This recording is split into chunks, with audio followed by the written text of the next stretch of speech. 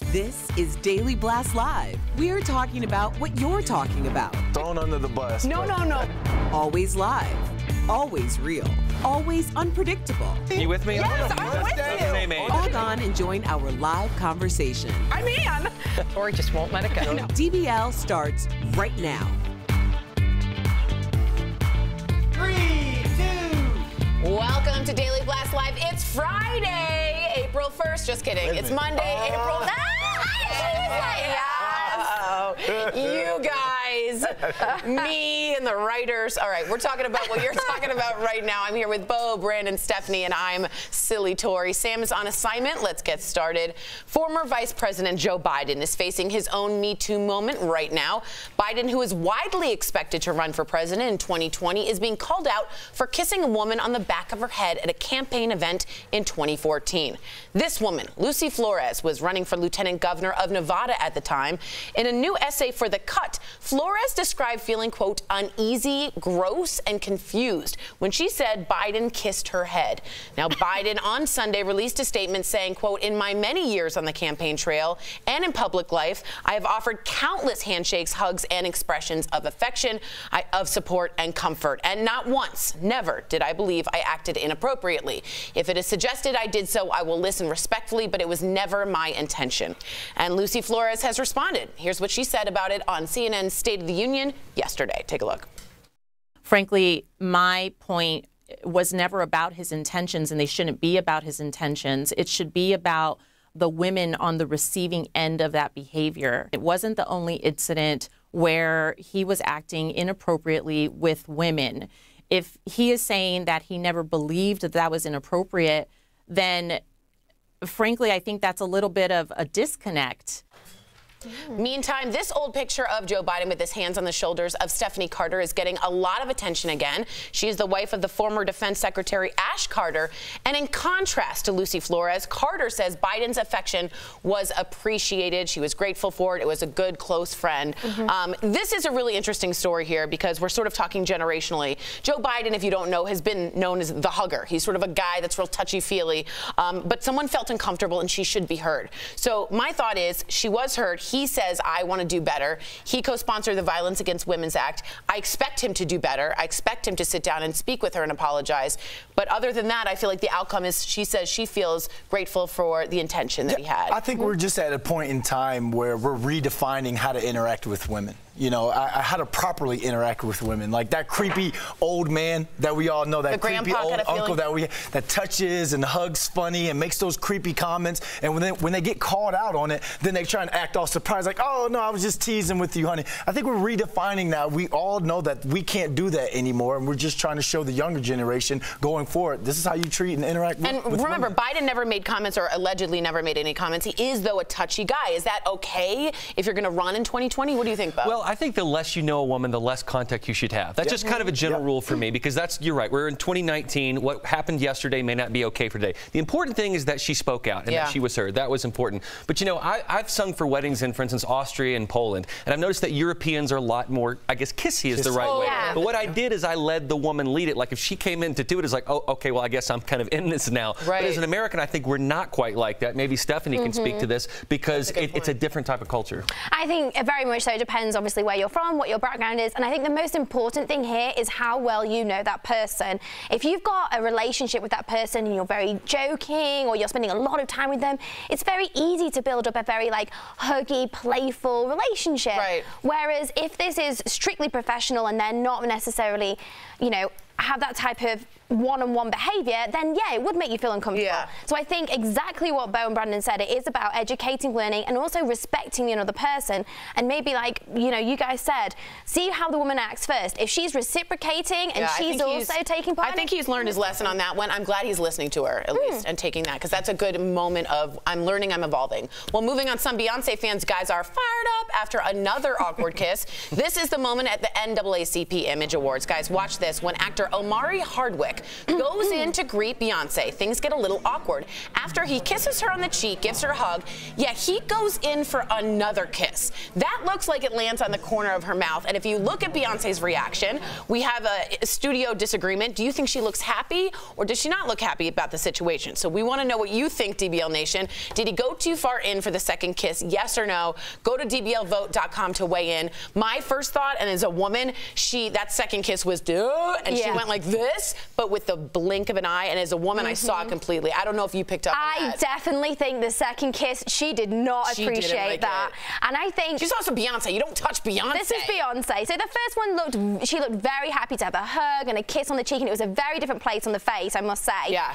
But also this is a science. This is like an art form. Yeah. Greeting people is an art form. You can't just go in for the kill like that. You have to be very respectful. Slow your roll. Pump your brakes, son. How well do they know each other? Exactly. Right. But I think, and I don't know if you guys will think about this, but like award shows, I feel like the norm is kind of to do the kiss on the cheek when they do. You know, and I don't know if that's just become the accepted thing, but when Jay-Z, your husband, is standing next to you, that's all the more reason not to double down on a kiss. He didn't see it, so that's the thing. I wish that he would have like glanced over and saw it, so then we could really know how. Because look at her right there. That hair gesture says to women everywhere, I am totally uncomfortable. That's not the signature Beyonce hair. No, that's the flip of get away from me, in my opinion.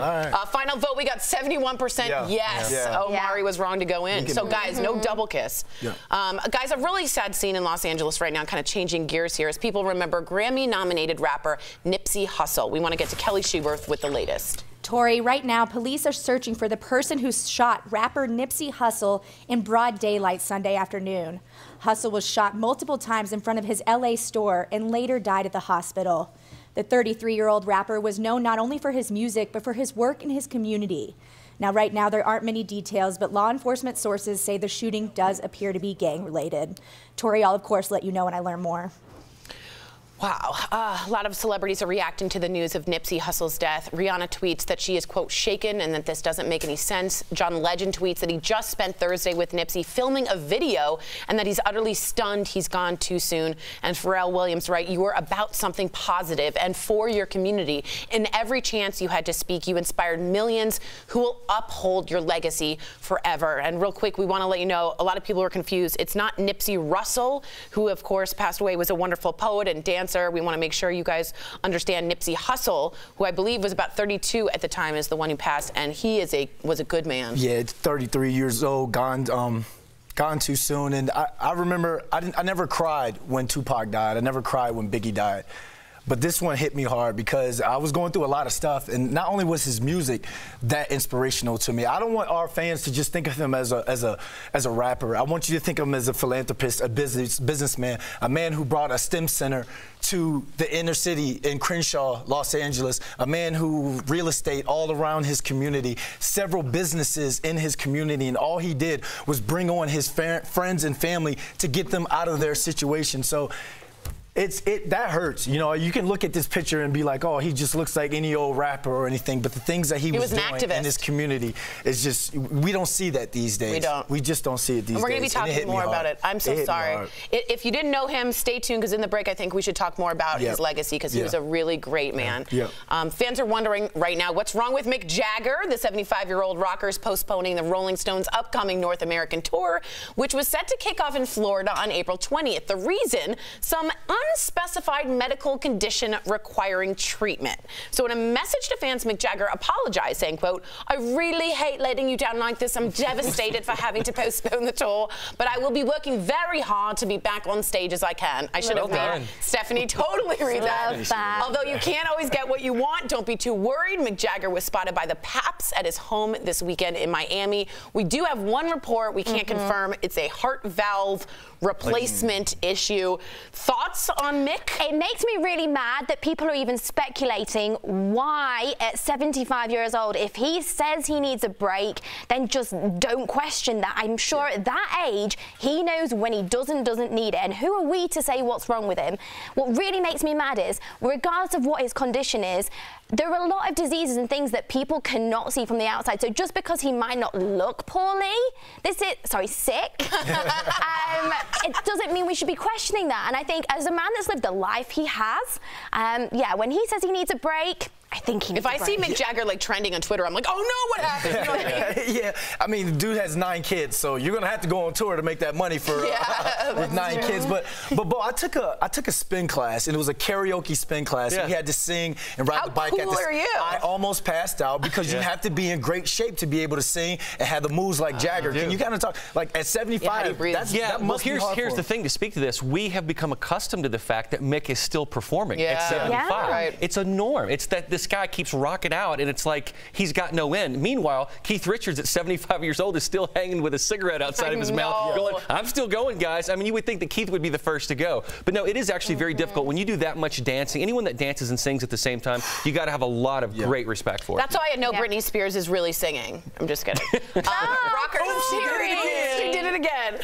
Rocker Stevie Nicks had fans cheering and on their feet at her speech at the Rock and Roll Hall of Fame. Stevie Nicks became the first woman to be inducted twice, once for Fleetwood Mac and now for her solo career. And in her speech, she called for more women to follow that lead. Take a look at this. That since it's never happened to me, and now only once, 22 men in for 0 women, and now 1 woman, that what I am doing is opening up the door. I hope there's a landslide of women coming in. Oh yeah, there's guys. Full of All right, jokes thank today. you guys. Meantime, the Cure frontman, this is great, Robert Smith, had the best reaction to an overly excited interviewer on the red carpet. I've been there before. Take a look. It's so nice to meet you. Hi. Congratulations, the Cure Rock and Roll Hall of Fame inductees 2019. Are you as excited as I am? By the sounds of it, no. Is that not you were at my wedding, Denise? I love it. That's the new one. It's like when you're out on a date and that one date is just talking so much, and you're like, dang, can we just get the appetizers first before we go into this? But to go back to... So you're a hangry guy. I'm just kidding. Yeah, I'm just kidding. Just saying, to go back to Stevie Nicks, I mean, we all want to be represented now. So just think, so Janelle Monáe was saying something about how, you know, she was there with Janet Jackson, and Janelle Monáe was saying how Janet Jackson was on her screensaver on her phone. It's inspiration. Our young musicians, our young women artists want to be able to have someone that's represented and that's in that Hall of Fame so they can look up to and create great music to be like that person. I think so. There's only 10 solo female performers. 10 that they've recognized, incredible. And there's only 13 groups containing a female performer. Wow. That's insane. Let's get Tina Turner on there. I think she's on there. She's on there with Ike and Tina. I'm not yeah, sure no, she's on she's there with alone. Ike. Okay. Yeah, it's crazy. Madonna made the cut though. Ooh. And Clapton has been in there 3 times, so let's see if we can get a woman in there 3 times. All right, I agree with you. Cool. Let's Clapton to that. Yeah. I'm sorry. Although the Cure response was absolutely It was. DBL Happy Hours. I know. DBL is live, and we'll bring you breaking news as soon as it happens. Coming up, we've got drama, comedy, fantasy, the big April premieres everybody's been waiting for. Find out which shows we think you should be seeing. And you, the viewer, are our 5th host. It's April 1st, and that means you'd better watch out for practical jokes. So DBL Nation, tell us your very best April Fool's pranks. We'll read them live on air next.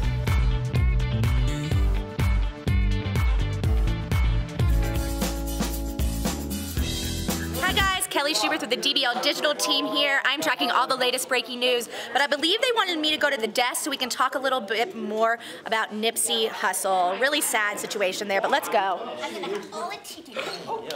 Hey Brandon, did you want to discuss Nipsey Hussle a little bit more? I have some information. Perfect, thanks. I gotcha. It's a wraparound. All right, hey guys, are we on? Yeah, we're good. Hey guys, so I just want to give a little shout out about Nipsey Hussle, who I will be honest, I didn't really know very much about, but I did some research because I kept seeing people write about what a great man he was. Yeah. He started something called Vector 90, and Vector 90 was in Crenshaw, which is sort of an inner city part of LA. They put in a workspace for kids to do STEM research, which is, of course, the sciences, the engineering, the math. That's where all the money is if you get out of college. He said he wants to bridge Silicon Valley to Yes. the inner cities, and Crenshaw was kind of the first place where they put it up. He teamed up with real estate mogul Dave Gross, and the first one one they did was in Crenshaw, but they want to go to D.C., they wanted to go to Atlanta. And he's coming out with a documentary as well, which a lot of people are thinking that plays in some sort of conspiracy in his death. But I'm not even going to go there right now. I just want to talk about how he brought I remember living in L.A. at the time, and he brought a fat burger to Crenshaw, and it was like this big thing because he was one of those people where it's like you make it out. Yeah, a lot of people are going to be like he was a gang related, that sort of thing. But he also united the Bloods and Crips or had efforts to unite the gangs in LA, and he brought all types of real estate. They're building all these doing all these building projects. He was a visionary in real estate. Yeah, you can look at back then 15 years ago, he was doing an interview, and they were like, "Oh, Nipsey, you're not a guy that's all about like diamond chains, that sort of thing, in cars." He's like, because they depreciate in value. He was like, "I want to get in real estate. I want to get in assets." That's how he's like. It's not about me being wealthy. It's about everyone around getting wealthier too. The community getting wealthy. You know what's interesting too is he said you don't want to just think about athletes and entertainers. He goes, think about the Elon Musks, the Mark Zuckerbergs. Why are you about to steal my notes? Oh, I am so sorry. That's exactly what I was about to say. Because you read the same article. Of course we did. All right, I'm getting the wrap up, and also I have your sweater, Alex. We have the same sweater.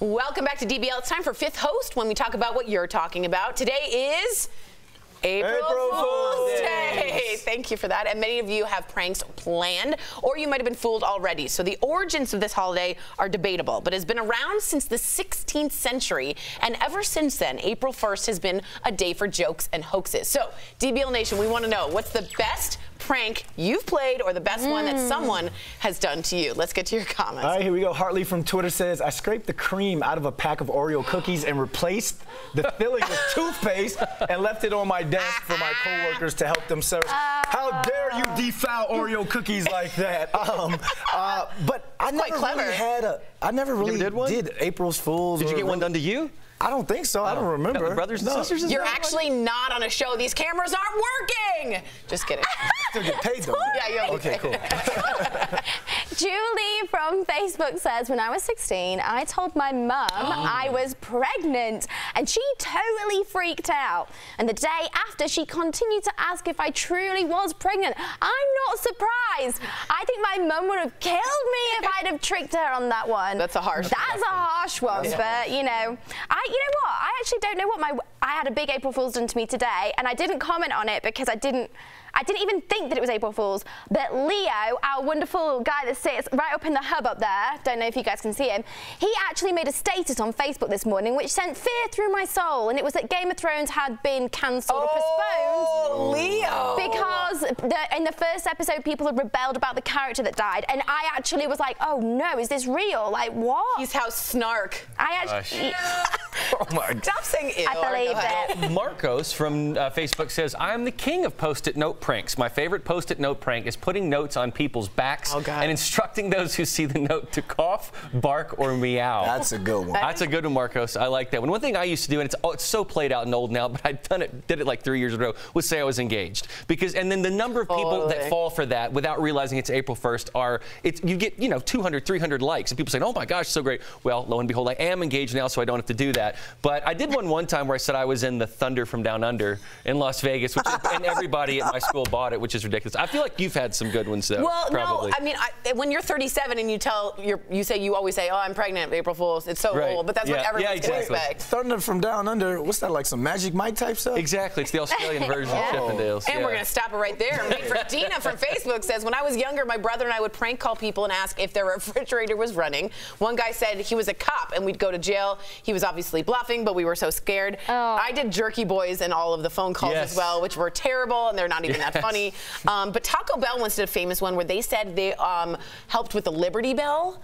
And then people believed it so much they actually had to end up making a $50,000 donation to the Liberty Bell. Isn't that interesting? Really interesting. Great story, Tori. All right, coming up on DBL, your wait is finally over, guys. Fantasy, comedy, drama. Great new shows are premiering this month, and find out which ones you just can't miss. It's all coming up next.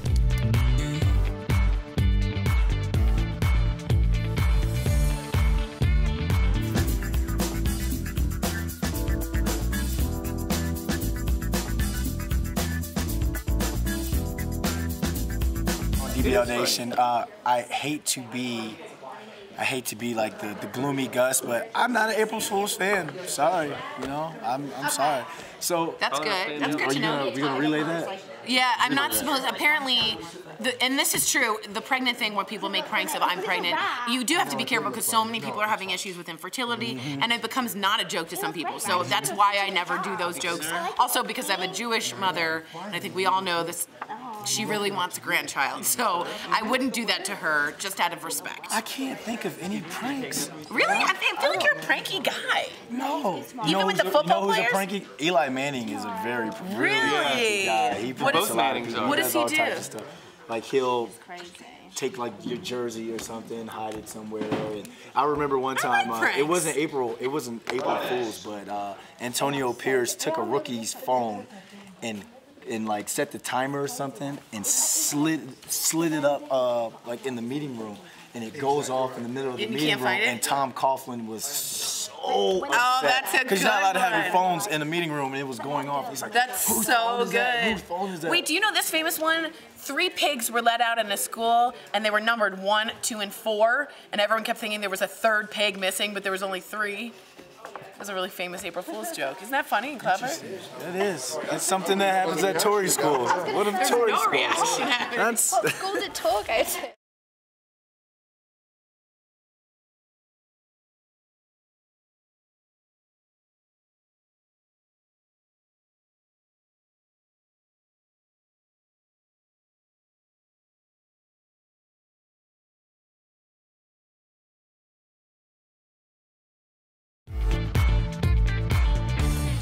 Welcome back to Daily Blast Live. From Game of Thrones to the Twilight Zone, April is packed with premieres of must-see TV shows. So here's a list of the shows worth putting on your calendar this month. Dragons, danger, and downright mystery. These new shows in April have it all. Golden Globe winner Sandra Oh is back for another Killing Eve. I think I might have killed her. Oh plays the whip-smart Eve, who spends her days hunting down a deranged assassin. This killer thriller won a Golden Globe for Best TV Drama, so we have high hopes for Season 2. The chase continues April 7th on BBC America. Looking for some laughs? Yeah. Give Bless This Mess a shot. Lake Bell and Dax Shepard star as a married couple from New York City living in rural Nebraska.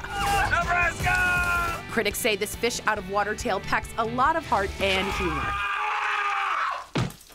Bless This Mess airs on ABC April 16th. Don't worry, we didn't forget about Game of Thrones.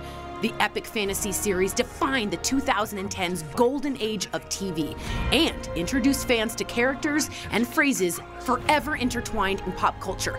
Buckle up. This show is all anyone will be talking about around the water cooler. The final season begins April 14th on HBO. We also want to give a shout out to the Twilight Zone reboot on CBS All Access. It's hosted and produced by Jordan Peele, the guy behind the movies Get Out and Us. And guess what? It's out today. We'll be right back. Dumbo gonna be a big flop? Apple TV enters the streaming TV world while rumors are swirling about YouTube Premium. And Borderlands 3 is on the way. That's all next in the Jump Off. I'm Abby, and welcome to The Jump Off. I'm here to bring you all the latest news in gaming, tech, and nerd culture, so let's get started right now. Tim Burton's Dumbo remake is getting mixed reviews. IGN calls it mediocre and says the remake fails to reach the lofty heights of its animated predecessor. But the Washington Post gives it 3.5 out of 4 stars, calling it decidedly and deliciously dark. The Guardian gave the movie 1 star. Just one little star, that's it. I think that's pretty harsh. We have our own review up on the Daily Blast Live YouTube channel, so go check that out and let us know what you think of the movie. Have you guys heard about Apple's new streaming service? It's something from the future, but everyone already has one. Apple TV Plus will bring together streaming channels and service from other providers, but they'll also add their own original content. We're hearing there will be a sci-fi project starring Jason Momoa and a morning show with Reese Witherspoon, Steve Carell, and Jennifer Aniston. It's set to come out in the fall. We have no idea how much Apple TV Plus is going to cost, so you better start saving now. And while Apple TV is bringing all this original content, could YouTube be getting rid of theirs? Bloomberg had reported YouTube could be canceling their comedies and dramas, but YouTube's head of original content says that's not true. YouTube's premier Karate Kid sequel show, Cobra Kai, just released a new trailer for the second season. Okinawan karate, true karate, by joining the Miyagi-Do team, because at Miyagi-Do, it's not about the money, it's about the karate. The new season premieres on YouTube Premium April 24th. 2K Games has announced a new Borderlands game is in development. It's been 7 years since the last Borderlands game was released. And if you haven't heard of the game, it's a highly stylized first-person shooter. It lets you and your friends team up against monsters and the main villain, Handsome Jack, in a world full of attitude. There's no word yet on when Borderlands 3 will be released, but I'm gonna be playing every weekend. That's it for the Jump Off. As always, I'll be here every week with the latest in gaming, tech, and nerd culture news. We'll see you next time. Pause.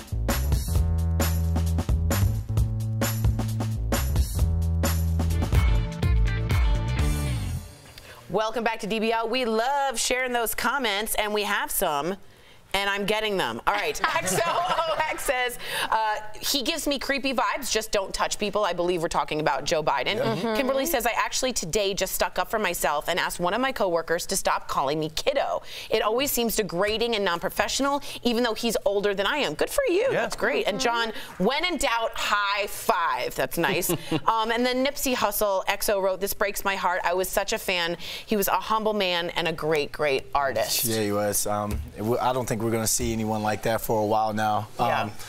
But explain, I wanted to give a little bit of just attention to Vector 90, which is a workspace Nipsey Hussle brought into Crenshaw, and it was to have STEM research in the inner city. Inner city, he wants to bridge the gap between the inner city and Silicon Valley. Brilliant. You know, he said growing up, he didn't know those type of people. You know, he was just stuck into that neighborhood, and that's where his mindset was. So, I mean, you're just trying to give back to your community, which I think was great, and you know, gone too soon. So, R.I.P. Hussle. Wow, rest in power. Good for you, and we all wish you the best and hope, praying for your family. Yeah. All right, guys, we hope you have a great Monday. We will see you same time, same place tomorrow. Be good to each other.